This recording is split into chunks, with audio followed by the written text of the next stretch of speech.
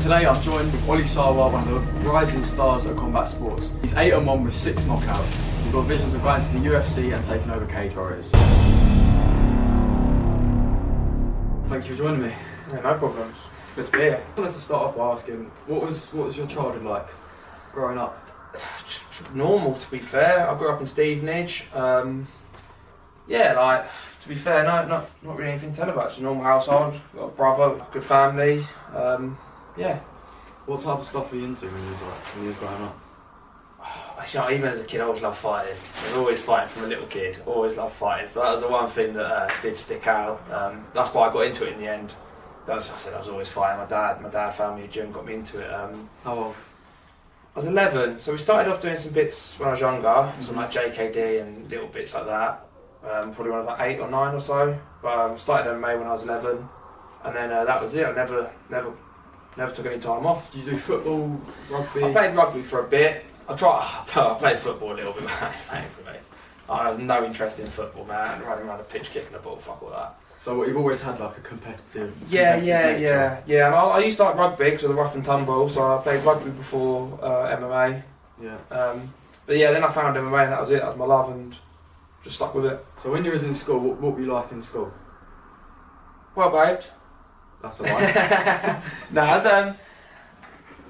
School weren't for me. I just had no interest. Like, what it was, especially once I got a little bit older, I was at school, and I remember, especially the later years, because I was always fighting. So I was I had my first MMA fight at 14. So I was fighting throughout school, and I'm training with adults, professional fighters, all range of people. You know what gyms are like. Yeah. And then I got to go to school, and I got to put my hand up and ask to go to the toilet. I got to about 15, and I was like, fuck this. So I just didn't really have respect for the teachers. I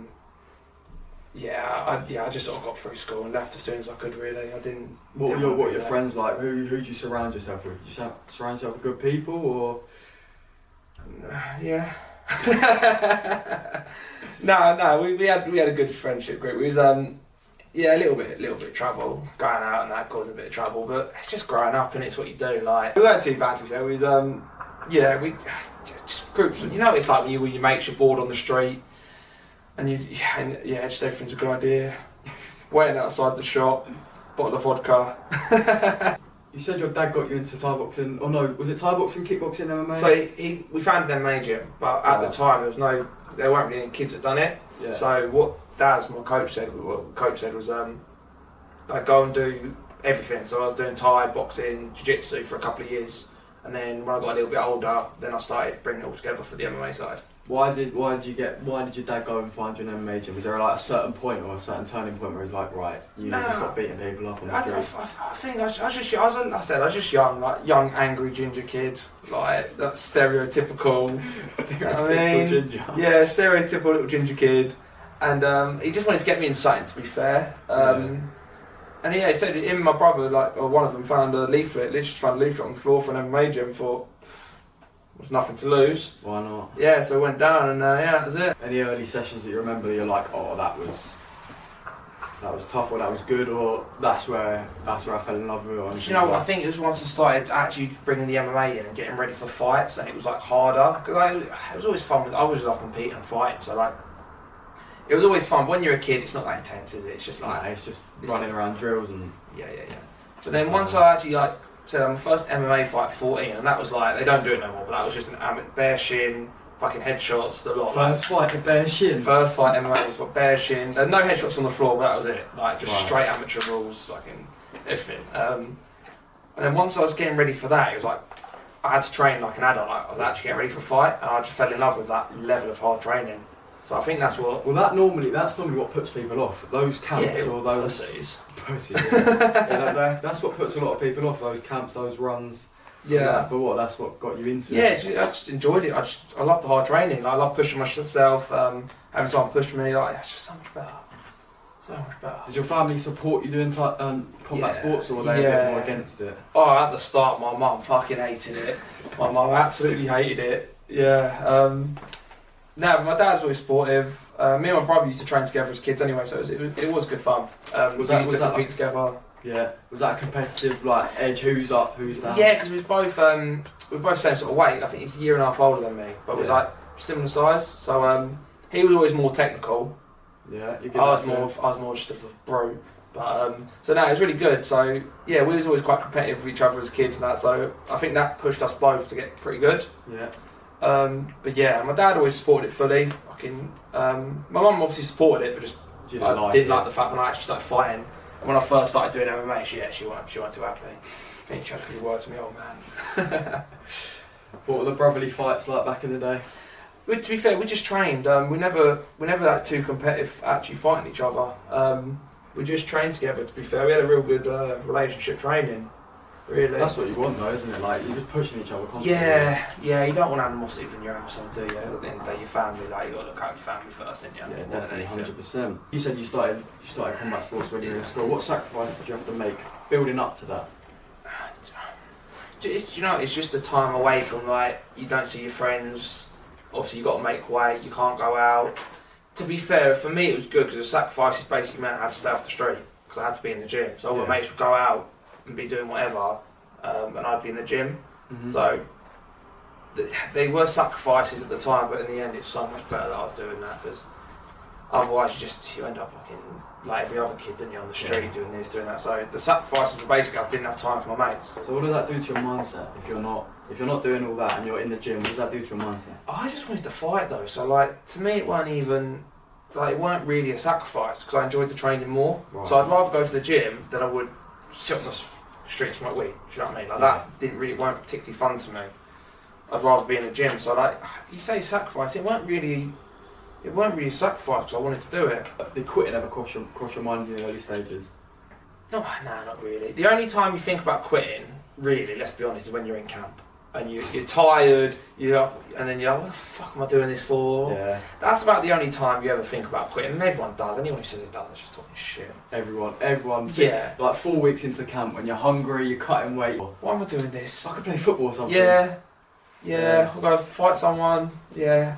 But when I'm out of camp, all I want to do is fight. So I know I can just ignore them feelings now. But the hardest time I think like you get for youngsters is like probably that like 16 to like 18, 19, 20 odd range, where like your friends start going out, people get jobs, start getting money, you start looking for birds. Like you see a lot of kids with a lot of potential get to that sort of age and drift off.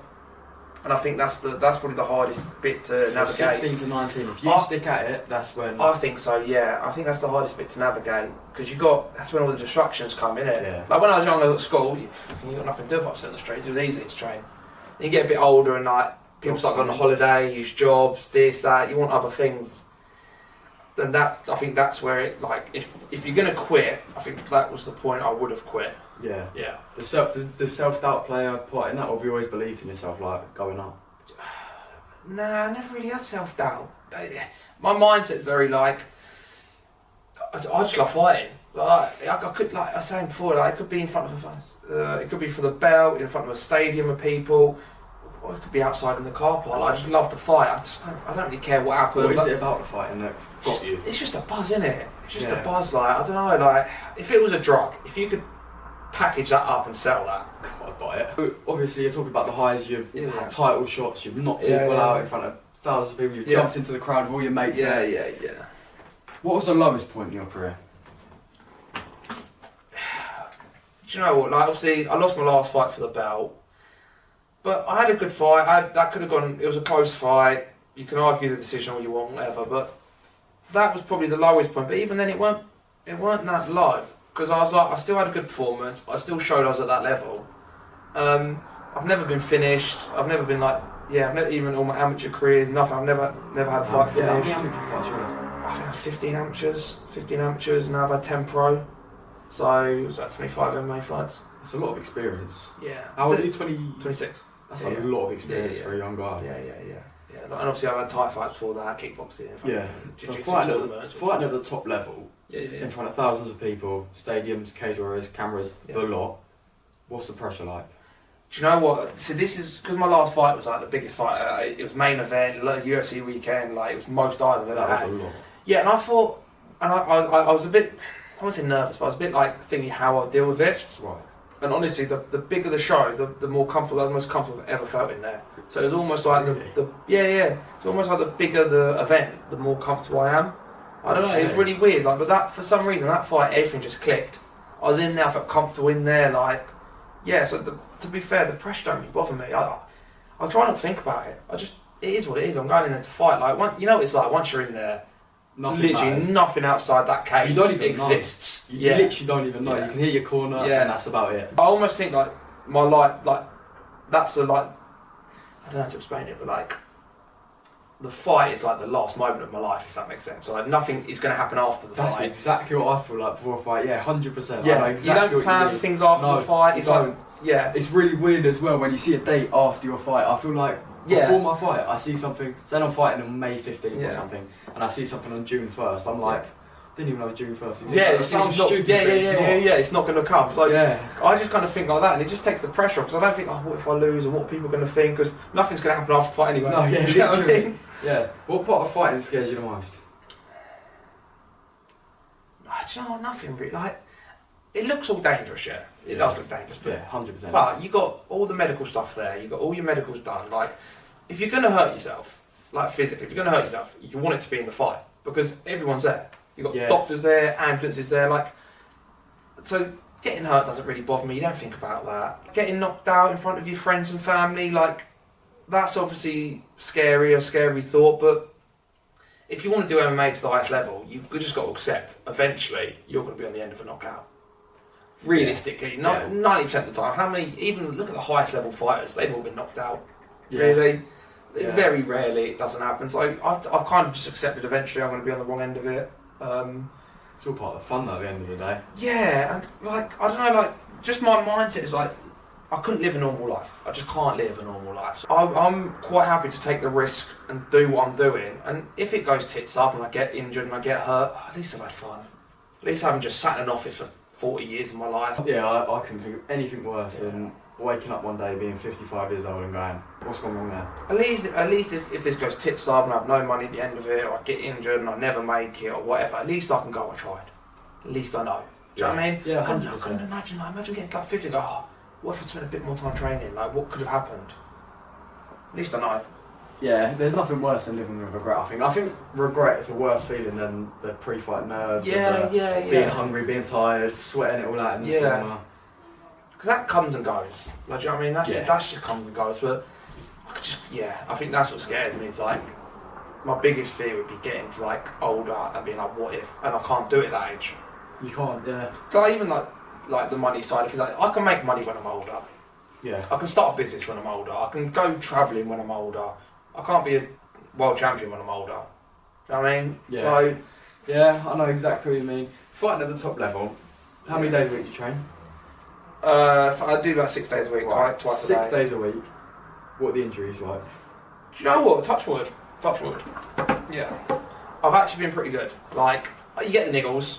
Yeah. I get the niggles. I get a few things here and there. But I've never had anything like serious or long term, or I've never had anything which like is other than just annoyingly painful. Surprisingly, I look after myself quite well. So yeah, I've actually been. Yeah, that's good. Yeah, I've actually been pretty good. What's going out like as a professional fighter at the top level? Well, like just in the street, like just in the street, in the pub, like anything like that. The pub is fucking irritating. Oh, don't. The amount of coked up conversations I have to have. I get trapped with some gearhead who sniffed too much packet. You're that fighter, ain't ya? Yeah, mate. When you fight next, I'm coming. Oh, I've had that conversation like 4 times a night. How many of them do end up showing? Oh, no. No, for that. Right. Not a single fucking one. But nah, so like, obviously where I'm from, Stevenage quite small, so like, a lot of people know me. Do you know what I mean? I'm quite distinctive. Like covered in toes, ginger like, big ears, quite distinctive. So a lot of people know me. So like, I do get recognised a little bit. But it's all just like love. Like people just want to come, show love, like see what I'm doing, say how it's good and this. Obviously a lot of young kids and that. I think it inspires. So it's quite nice to like when you like have the little young kids come up and like. Yeah, because you don't have many people doing what you do from this area, really. Nah, there's not many of us. Not. Not to a high level. No, pros out of Stevenage, only me and Luke now, isn't it? Yeah. I think so. That is pretty much it. MMA anyway. I haven't heard any kickboxers, Thai boxers or boxers come out to see the driver. No, exactly. So there's not many of us. So it is nice to have when you get the youngsters come up and inspire them a little bit. That's nice. But I'm just a normal person, man. I'm not. Do you think of yourself as a pro fighter or not? Not really. I just do what I love. I just go to the gym. I train. It's not like my identity. It's like you get some knobs in the gym which got really big egos and they just want to be a fighter. That's all. Everything about them. I want to be a fighter. Yeah. That ain't me. I just enjoy training. I enjoy fighting. And I just want to have fun and enjoy my life and have a stress-free life and just do what I love. I'm not giving this big I do this, I do that. I know what you mean. Yeah. What's it like going into gyms as a pro fighter? Saying you go to a different gym. Yeah. What's that like? Do you get these knobs coming up to you going, come on then, let's go spar 3 rounds full power in the ring? I do get, depends where I go. Sometimes, yeah. So if I go to some gyms and you do sparring, people do. You have a target on your back. Yeah, you get a bit of a target. They do sometimes put their they go harder. So you do end up having harder rounds, but I think a lot of that is as well. The way I think of it is because people that don't fight but just train. To a high level pro coming to the gym, you're their fight that they want to impress. So it's I need to put extra effort in for this kid. Where for me, I'm just in my off season, just trying to come and fuck around a little bit. Do you want to have a little play spar? Yeah, I try to have a little play spar. And you 85 kilos. Yeah, we're trying big overhand rights and that. Fuck off, mate. So you do get to the point where I'm very selective where I train, when I spar, who I spar with, because me having some beginner trying to take my head off. If I knock him out, I'm a dick. Yeah. There's no winning that for me. So I just don't get it. Also, something I've found, it's always the fucking beginners that hurt you. It's always the beginners that injured you. So in my last fight, building up to it, I was just hitting pads. Yeah. 2 big stiff idiots, I think one of them was 90 kilos. Yeah. I was just hitting pads, literally my last session before fight day. Comes right into the back of me, goes over on my ankle. Yeah. I'm you've got to hold you into sparring, you come right behind me and do my ankle. Yeah. What are you doing? Do you know what? You just got to be selective who you train with. Because you got to think as well. I'm not training so you can get better. I'm training so I can get better. Yeah. So if you're not going to get me better, I'm not going to train for you. Yeah. I do it all risk reward, a risk reward thing. You know what I mean? Yeah. If the risk outweighs the reward of training with you, I won't train with you. Fair enough. And that's just how I think of it now. I have to be selfish. You see all the high level pros, they hardly train with anyone, and I never really understood it until I got to the level. Yeah. But it's why are they going to waste their time training with you? You can't test them. You can't. All you can do is put them at risk. So they don't train with you. Yeah, that's. I was training for my last fight. I trained with world champions, high level UFC fighters, professionals. Why am I going to train with some numpty who does it once a week down the leisure centre?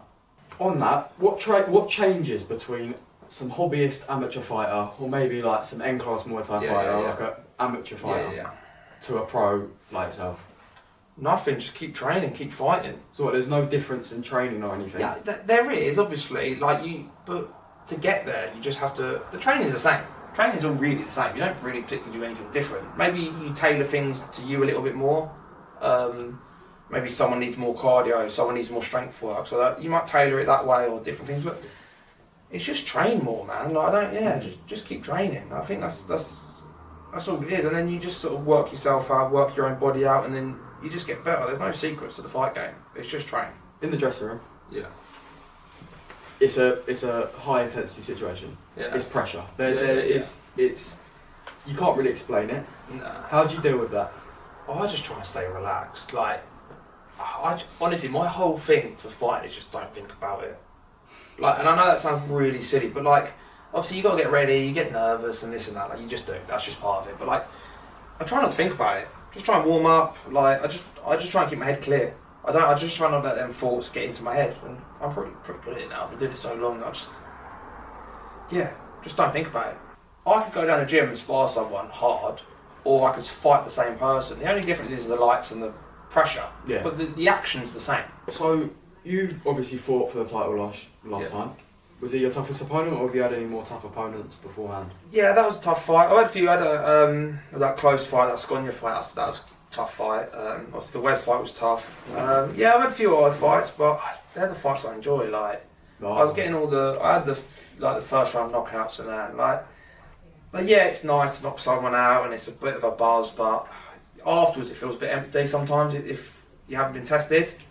them last few fights, it's like I've been testing. Like, yeah, I've like my last fight, I lost it. Don't get me wrong, I was annoyed I lost it, but like I had a good performance. I didn't particularly like. It was unfortunate the way I basically tried to finish in that third round and just fucking gassed. To be fair, you rocked his shit in that third. Yeah, I thought I had him out of there. I was just trying to get him out of there. I just couldn't get him out. He's tough fucker, man. Just couldn't get him out of there. And after that, I was fucking. Mate, that fourth round, yeah, I couldn't even lift my hands up. I went out for the fourth round, yeah, and my hands were like here. I just could not lift them. So you were just blocking punch with your head? So man, I've got 10 minutes to fight. Fuck this. And yeah, so like even that fight, like, afterwards, it's like at least I can hold my head up high. So like as long as I can go out there and put a good fight, and I've trained hard and I've done as much work as I can, it will be what it will be. Do you see yourself as one of the best? What, in the world or in the world? I reckon I can get there. I go to all these world class gyms. I train with high level people all the time, and like I know I can get to that level. Like I train with these people, and there's nothing. I look at them and I think, wow, like I can't get there. Yeah. I know I can get there. So I think it's just a matter of time. I think it's a few more fights. I think it's a matter of time, and I think I will be there. And that sort of confidence just carries me through. The UFC world champion? I don't see why not. I'll probably stop there. Yeah. Like, but I don't like strive for like the belt. Like, I don't even the cage warriors belt. Like, yeah, I fought for it, but I never went, oh, I want to be the cage warriors champ. Do you want to fight? Yeah, alright. You're fighting for the belt, alright. I just want to fight. I want to fight the best people. I want to test myself, and I just personally want to get as good as I can. Right. So I don't think like, oh, I want to be UFC world champion. I want to see how good I can get. But yeah, I think I'll get up there. When picking opponents, are you like picky about them, or do you just? Oh, I'm awful at picking opponents. I have a manager who sorts it out, and like my last few fights, I'm like, yeah, he just sends me a name. I'm like, are we fighting him? He's like, yeah. Alright, whatever. Don't watch him. Like, I got a manager who does all that. Do you know what I mean? I'm a fighter. I fight. Yeah. I fight. So like, I can't be bothered to deal with the politics of fighting this person. Like, it's a lot of people go wrong, I think, in the fight game where they think, oh, you have to fight anyone and everyone, and it's like, nah, you got to fight them at the right time. Right. Like, even Wes. So I fought Wes for the belt. We must have turned him down about 2 or 3 times. They kept trying to put us together each show, and we kept saying no. Like, no, it was like, look, it's a high level fight. Like, well, unless I'm fighting him for the belt, I'm not going to fight him. And that's not saying I'm scared to fight him. That's just saying the stakes have to be right. Like, I fought him. So I feel like you need a manager, especially as a pro, to like guide your career in that way. Because otherwise, you take fights too early, you shouldn't take, and you lose them. And not particularly because the person's better, but maybe they've got a bit more experience, you're not quite ready, or a certain area you're not quite ready in, or whatever. So when it comes to, I've got a manager I trust, my coaching team around me, which are good. They tell me who I'm fighting, and I fight them. Like, it's not a thing as in like, oh, like, if I turn a fight down, or they turn a fight down, it's not because you don't want to fight, you're scared to fight. It's because, like, yeah, because that's not the way the career goes. Yeah, so like they just send me names, like, you fighting him, it's fine. Yeah, well, okay. Yeah. Do you prefer the end of the fight or end of weigh-in? Oh mate, weigh-in, because I can enjoy it from that moment. So when I get to the hotel, it sucks. I love getting to the hotel, but this hotel sucks. Then as soon as I've weighed in, oh fuck it, I love it. I start drinking again, you start to feel good, and then I get excited to fight. I enjoy the fight. I enjoy the whole thing. I love the buzz and I love the experience around it. I do thoroughly enjoy it. So like, once I've weighed in and I'm feeling good again, and then like, yeah, you're with your team, you're going out for some food, you're getting good food, like, you're carbing up again. You feel good, you're happy, you're like, done. You see your opponent, you're like, let's fucking go, let's get this on. I don't get too like nervous, too in my own head. Just enjoy it. I try and enjoy it because like, I'm grateful that I can do it.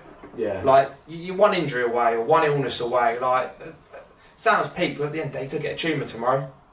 Do you know what I mean? Never do it again. You could literally die tomorrow. That's the so just fucking enjoy it while you can, man. Don't stress about what people think and what if I lose and what are they going to think. And who gives a fuck, man? Yeah. So you've worked obviously with the top organisations in the game. Yeah. You've worked in kickboxing, Thai boxing. You've done a lot. Yeah. What's the difference in top promotions? Just how professional it is. Like, yeah, they look after you so much better. Like, yeah, they're just better. Like, I can't even like. It's like night and day. It's like an actual like professional organisation. Like, some of the little shows, you got to do. The little shows are fun. Don't get me wrong. Some of the little shows, mate, you have some nutters in those little shows. They're such shit shows. They're great. Like, some of the little shows, and I do like when some of the amateurs fight on like some of the smaller shows, and you end up in weird places and weird shit happens. Yeah. It's just good fun. You're in some weird warehouse in the middle of buttfuck nowhere. Yeah. Like, fucking one of the lads thought like a barn thing, or like there's like a curtain and horses behind the curtain, and it's like fucking. Yeah, you end up in some weird places. So like some of the smaller shows are fun. They're fun, but you don't know what you're gonna get. No, exactly. You don't know what you're gonna get. You could get some Russian geezer that's like 20 and over as a pro, and you're fighting them for your second fight. Yeah. The amount of robberies and the amount of lying that I've seen in the amateur shows. I don't know if it's like it in the pros. With the amateurs, it's mental. But with the MMA, like, because you've got like topology and things like that, it's quite hard to do it now because everything's logged. Right. So like, MMA's pretty good. MMA seems to be alright because you can kind of, because of the internet nowadays. Yeah. You can kind of get a gist. But yeah, you do get some. Dodgy stuff. Yeah. Apparently, one of my teammates got offered, so someone I know got offered something, but I've never seen it. Never seen offered it. Nah, never personally. Nah. Have you ever been robbed in the amateurs? Yeah, IMAFs. Yeah, fucking IMAFs I did. Yeah, they're well robbed. Straight robbed there, straight robbed. Like fucking 2 out of 3 rounds, he must have fired. Yeah. On the official scorecards as well. Like they release them. They release the scorecards. Yeah. I won 2 rounds and lost the fight. That's what 3-round fight. 3-round fight. Yeah. 3-round fight. I've had some dreadful decisions. I had a video go viral of me getting a decision when I got robbed for a British title. Ollie went mental. It does happen. Thai and that is worse, I think. The lower levels in like Thai and K1. It's almost as if they don't watch the. Well, saying that now, one of the lads we fought, he fought, and one of the guy he fought, his dad was the judge. That's mental. But I don't think he didn't judge that fight. But like, that's our lad still won. But they gave him the decision about things like that. So yeah, it does happen. But I feel like amateur. Obviously, you don't want to lose a fight, but at amateur, it doesn't actually matter. Like to a certain extent, it's more about the experience of fighting. Does it? Like, is there anything amateur fighters do that really pisses you off? Fucking act like they're pros. Act like they're pros. We've got somebody that like 1 or 2 amateur fighters, or fucking they're white collar people. You get the white collar boxers. The white collar boxers. Yeah, that sort of shit, and then they're like acting like they're pro fighters, and they're talking like they're fighters. Mate, you've had like 2 fights. Shut up. Like, you ever had white collars try and come up to you and go, like, give me the big one? Oh yeah, I'll fight as well. Yeah, the cokeheads in the pub. That's what I was saying about earlier. Yeah, mate, fucking yeah. Oh, yeah. So, do you know what I did get once? And this is probably the worst one I had. I had some geezer come up to me, and he was trying to teach me. What was it? He was trying to ask me about pressure points, and he was trying to teach me pressure points and how I need to start using pressure points in my fights. Because his mate goes and learns with the monks in fucking China or something. And I had to listen. I used to work on the doors, so I was working on the door, and so I couldn't even get away. And this geezer was just telling me about pressure points and how I could win all my fights via pressure point, and yeah, that was painful. When it's all said and done, what does success look like to you? Oh, a little beach bar in Thailand. Nah, do you know what? I have enough money that I'm comfortable. Yeah. I want my own little gym. I say little gym. I want my own gym. My own fight team. I just want to be a coach, be training. I want to earn enough money that everything's like sorted out, paid off. I ain't got to worry about anything. Do you know what I mean? If I want to go here, I can go here. If I want to do this, I can do that. Yeah, maybe a couple of businesses, a gym, and just a nice chilled out life really. Do all my work now, get to like mid-30s, 40s, and then just coach and train and go around the world with the team and go to fights, and that's it really, yeah. Finally, as a pro fighter and at the top of the MMA game, if you had one piece of advice for your younger self, what would that be? Just like believe in yourself really, keep going.